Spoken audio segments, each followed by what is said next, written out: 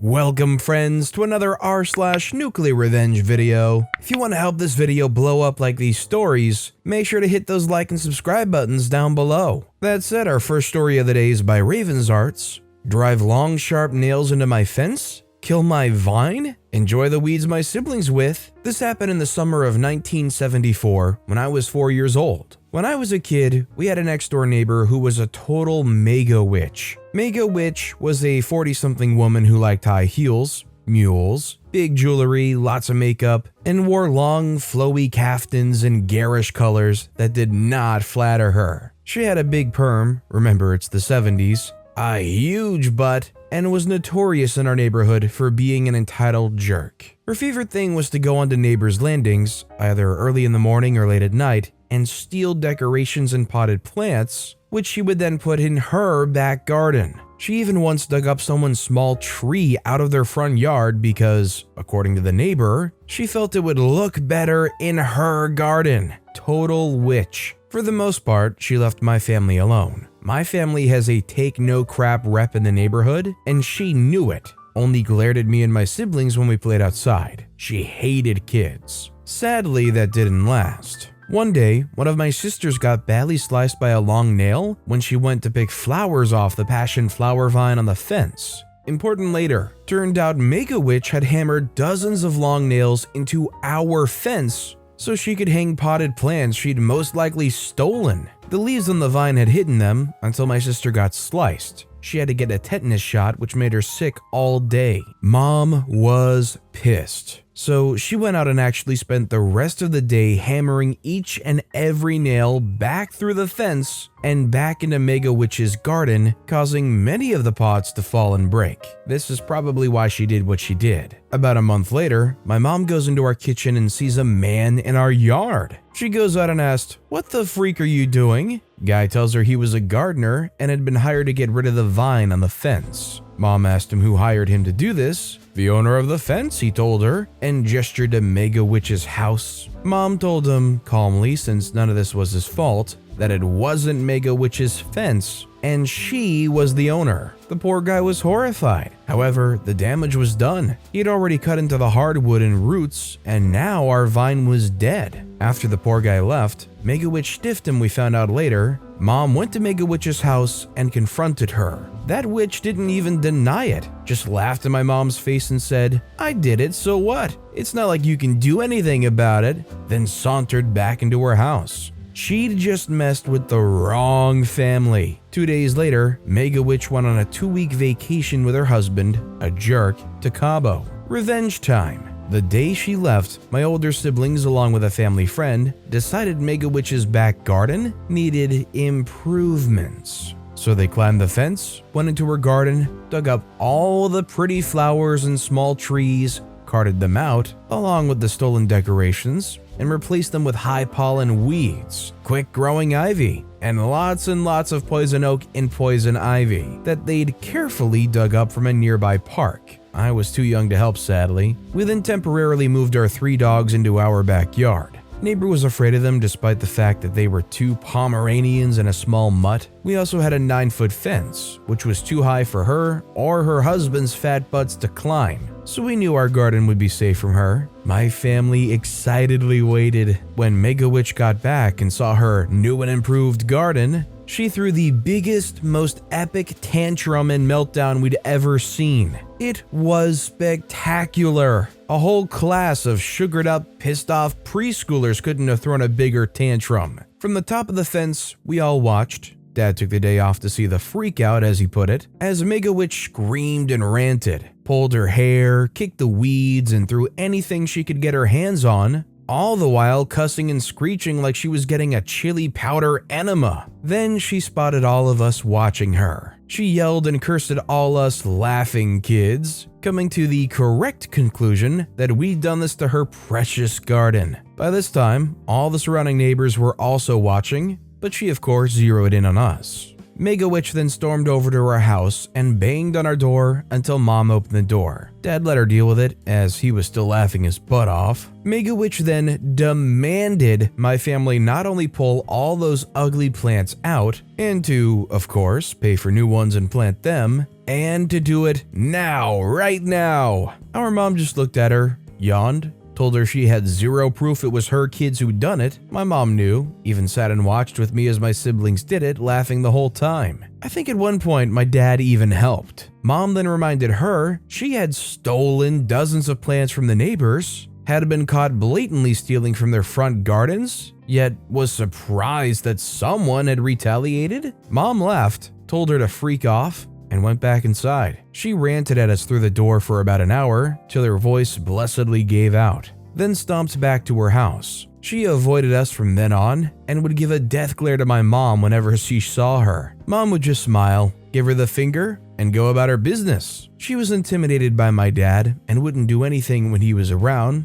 but Dad worked a lot, so wasn't there most of the time. We donated most of the dug up plants to neighbors she'd stolen from, and returned the stolen ornaments and decorations to their rightful owners, if we found them, but kept 2 rose bushes, which we planted by our back gate, a ceramic hearth cat, which I still have, and a glass and metal sun god decoration nobody claimed. Mega Witch never did get rid of all the weeds, and didn't realize it was poison oak she was pulling barehanded until she and her husband got horrible rashes over 1/3 of their bodies. And I was told in some very unfortunate places. So with poison ivy, does it travel at all, or does it have to very specifically come in contact with a very specific body part? I'm just trying to understand how it would end up in some very unfortunate places. If you stole back all these stolen decorations, would you be going around the neighborhood trying to find what belonged to who and return them? Let me know in the comments down below. Our next story is by Soupman Bob. I got back at my bully in a big way. I've posted some entitled parent stories, and in one of them, I shared that an entitled mother spread some nasty rumors about me being a violent sociopath that actually managed to stick due to a prior incident. This is said prior incident. This happened 12 years ago, and some of the details have been lost to the ages. And some stuff might be exaggerated and or embellished, as stories might get as they get told and retold for years. Now, with the necessary explanations out of the way, on to the story. Strap in, I tend to digress, so this is likely going to be a long one. I was 12 years old, and I wasn't all that tall. I was wide and overweight. I also had one heck of a temper that I had to learn to control in a way so that for the most part, I didn't react violently, but I reacted to most things regardless. It meant bullies loved picking on me. At this point, I'd been bullied for years. It started out with classmates during the lower years until my mom got involved and all the parents were made aware of it and my bullies stopped. Then, my first year in the middle grades, 4th to 6th grade, a guy 2 grades up saw me and immediately realized that I was a prime candidate for him getting to feel better about himself. He was as short as me and a complete geek. This guy started out using an old-timey insult for fat people. I had no clue he was trying to bully me. We had similar interests, so I actually thought he was trying to befriend me. This pissed him off a lot, and he went out of his way to make it clear that he was bullying me. Took me a fair bit of time to actually catch on. Over the years, he escalated, he grew in size, he got a following of friends, and they would use almost every recess every day to follow me and bully me. I'd gone to the teachers multiple times. My mom and dad had contacted the principal multiple times. Didn't work. My bullies usually retaliated with getting extra intense and physical too, for a while every time. So I stopped doing it. Snitches get stitches, am I right? Now, my dad was very tired of this happening again and again, so he took me aside and gave me a lesson about defending myself that I shared in my second entitled parent story. He basically gave me a rundown on self-defense, told me explicitly never to start a fight, but it was alright to fight back and to end it, that violence should always be my last choice, etc. I took this to heart. This had been going on for 2 years by now. My mom had contacted the principal again. They were getting physical again. They had cornered me and I tried to get away. They wouldn't let me. I was sick and tired of this, So I looked at them and I said he better stop now or he would regret it. Bully and his posse, of course, laugh. They don't believe a little fatty can do much. At this point, I am seething. I try to get out again, they push me back. And that's when I explode. I jump on main bully. He might be bigger than me, but he's still a skinny geek. I get him on the floor and start wailing on his face. Then when he tries to fight back and push me off,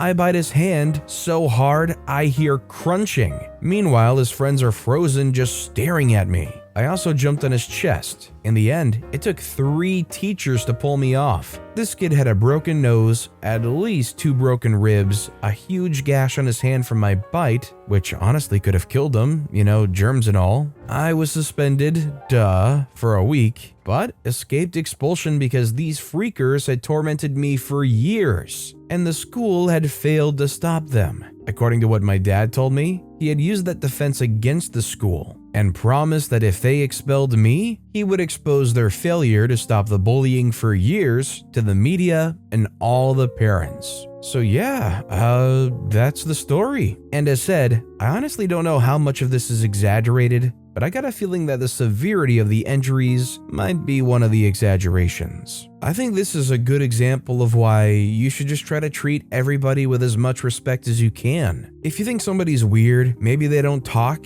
and you treat them that way, who knows what they could turn around and do. Maybe an insult was that last turning point for somebody like that would lead to such a major unforgettable thing. And our final story of the day is by DutchWolf00. Talk racist and kick me? You're half blind now. So about 3 years ago, I was in high school, and there was this guy in my classes that hated me for some reason. And I heard he was talking racist about other people. I didn't mind at that time because I didn't want to get in trouble. But when I heard that he was saying that I and my brother need to go back to Africa, I'm black but born in the country where it happened, I was shook. So in the break, I went to him and asked what he said. The conversation went like this. I said, "What did you say about me?" He said, "What do you mean?" I said, "You were talking racist about me and my brother." He said, "I didn't do that at all." I say, "I have screenshots of you saying things about me." I could see him getting uncomfortable and angry, and he said, "If I ever see such a thing again, I'll mess you up." He didn't react to that, and he was shook, probably because he didn't know that I would confront him.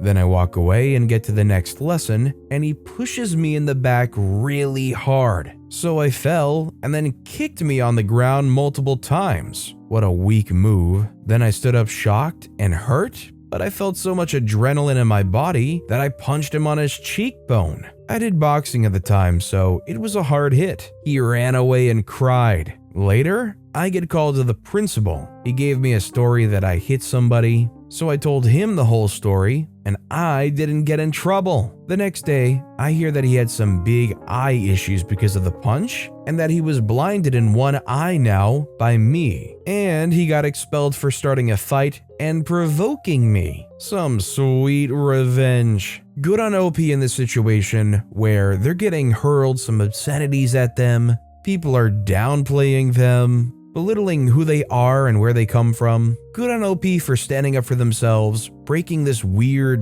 mindset that this guy got stuck into, and not only stop at confronting them about it, but keeping on pounding this down into the ground until they got repercussions that they deserved for what they did. Now, I ain't saying going blind in one eye is necessarily a thing that this guy deserved, but it'll definitely always be a remembrance.